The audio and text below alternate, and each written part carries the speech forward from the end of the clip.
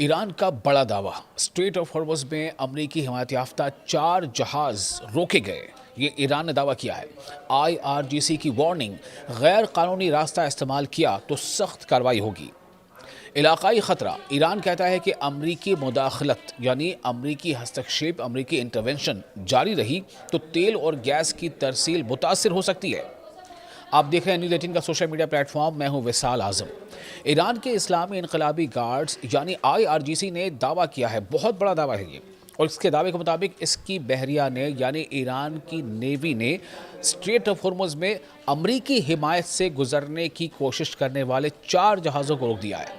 यानी ऐसे जहाज़ों को रोका गया है जिसकी सुरक्षा खुद अमरीकी जो नेवी है वो कर रही थी, और ऐसे जहाज़ों को ईरान ने रोक दिया है। अब आप अंदाज़ा कीजिए कि स्ट्रेट ऑफ हॉर्मुज़ में इस वक्त क्या चल रहा है। IRGC के मुताबिक ये कार्रवाई मिसाइल और ड्रोन ऑपरेशन के ज़रिए की गई है, जिसके बाद चारों जहाज़ अपनी जगह रुक गए।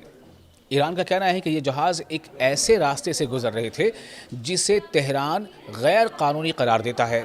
यानी ये स्ट्रेट ऑफ हॉर्मुज़ से ही गुजर रहे थे, लेकिन ऐसे रूट से गुजर रहे थे जिन्हें ईरान जो है वो गैर कानूनी करार देता है, इलीगल बताता है। अमेरिका की कोशिश ये थी कि हम अपनी हिफाजत के साथ अपनी जो नेवी है उसकी हिफाजत में इन चारों जहाज़ों को पार करा दें, लेकिन ईरान ने अमेरिका को औकात याद दिलाई है और इस रास्ते को अमरीकी फ़ौज की हिमायत हासिल थी, जिससे अमरीका इस रास्ते से गुजारना चाहता था, लेकिन ईरान ने उन 4 टैंकरों को रोक दिया है। IRGC ने जहाज़ मालिकान को भी वाज़ेह पैगाम दिया है। बयान में कहा गया है कि वो अमरीकी फ़ौज की सपोर्ट पर भरोसा न करें, बल्कि ईरान की जानिब से जारी करदा हिदायत यानी डायरेक्शंस, इंस्ट्रक्शंस और जो वार्निंग है उस पर अमल करें, ताकि किसी भी ख़तरनाक सूरत हाल से बचा जा सके। यानी स्ट्रेट ऑफ हॉर्मुज़ में 2-2 हाथ हो रहे हैं, 2-2 हाथ हो रहे हैं, कुश्ती हो रही है, दंगल हो रहा है, और ईरान ने अमेरिका के सपोर्ट से गुजरने वाले 4 जहाज़ों को रोक दिया है। एक और बयान जो IRGC की तरफ से आया, उसमें यह दावा किया गया है कि 2 ऑयल टैंकर ऐसे रास्ते में दाखिल हुए जहां बारूदी सुरंगें बिछाई गई थी, ताकि गैर कानूनी आमद और रफ्त को यानी जहाज़ों के गुजरने को या आने को रोका जा सके। ईरान का कहना है कि इन जहाज़ों को अमरीकी इंटेलिजेंस ने गलत रास्ता इख्तियार करने पर आमादा किया था, जिसके नतीजे में धमाके हुए। अब आपको बताते हैं कि इन सब के पीछे चल क्या रहा है, इन सब के पीछे की वजूहात क्या है। पस मंज़र ये है कि गुज़िश्ता माह ईरान और अमरीका के दरमियान एक अबूरी मफाहमती याददाश्त पर यानी MOU पर, मेमोरेंडम ऑफ अंडरस्टैंडिंग पर दस्तखत हुए थे। इसके तहत ईरान ने 60 दिन के लिए 60 डेज़ के लिए स्ट्रेट ऑफ हॉर्मुज़ से बग़ैर फ़ीस के बहरी आमद रफ़्त की इजाज़त दी थी कि कोई भी जहाज़, किसी भी देश का जहाज़ बिना फ़ीस अदा किए, बिना कोई टैक्स या बिना कोई फ़ी अदा किए इस रास्ते से गुजर सकता है। ये MOU में दस्तखत किए जाने के शर्तों के मुताबिक था। कितने दिनों के लिए? 60 दिनों के लिए, लेकिन सिर्फ एक मखसूस और मंजूर शुदा रास्ते से। उन्हें उस स्ट्रेट ऑफ हॉर्मुज़ से गुजरने के लिए किसी ख़ास रूट से ही उन्हें गुजरना होगा, ये तय हुआ था, ईरान का कहना है। अब ईरान का कहना यह है कि उसने तमाम बहरी जहाज़ों को वाज़ेह हिदायत दी थी कि वो सिर्फ इसी मुक़र्ररा रास्ते का इस्तेमाल करेगा।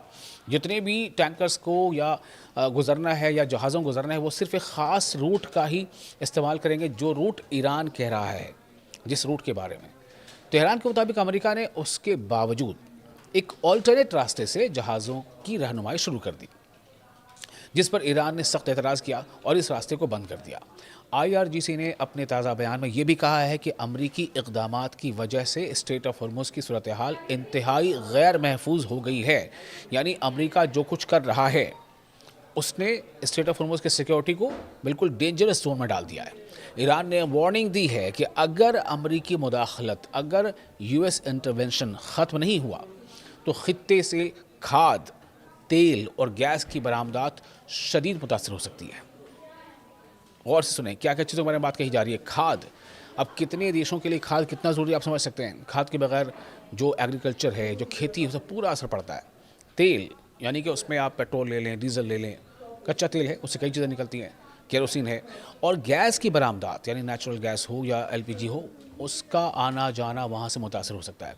ताहम इन तमाम दावों के अज़ाज़राए से अलग अलग रिपोर्ट सामने आ रही हैं, जबकि अमेरिका की जानिब से इस मामले पर सरकारी स्टैंड सामने आना अभी बाकी है।